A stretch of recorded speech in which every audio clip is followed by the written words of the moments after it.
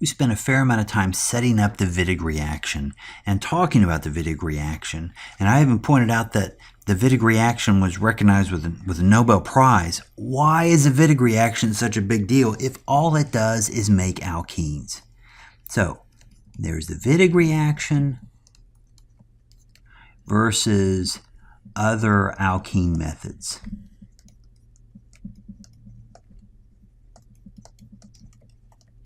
I mean, let's not forget, we do have other alkene methods. There's no question.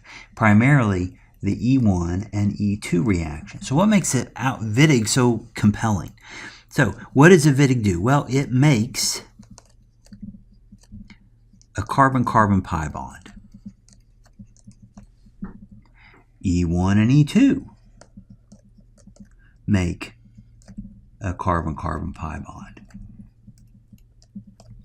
But there's more, okay? The Wittig reaction makes a carbon-carbon sigma bond.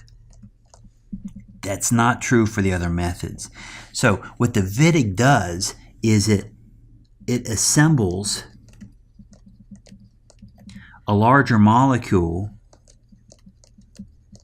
from smaller pieces.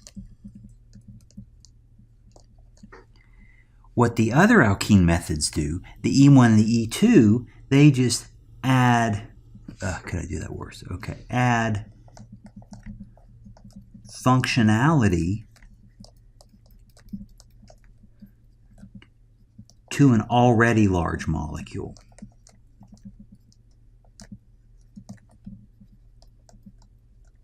Okay, and that's a big difference. In the early days of organic chemistry, chemists had access to small molecules, and so methods that allowed them to assemble these smaller pieces into larger pieces were really important. So, you can imagine, here's what the E1 does. You take a 4-carbon molecule, you treat it with sulfuric acid, you do an E1 through a dehydration, and you still have a 4-carbon molecule. Okay, now you've added the double bond, and that's useful, and you can do chemistry on the double bond, other addition reactions. What you get with the Wittig reaction is starting from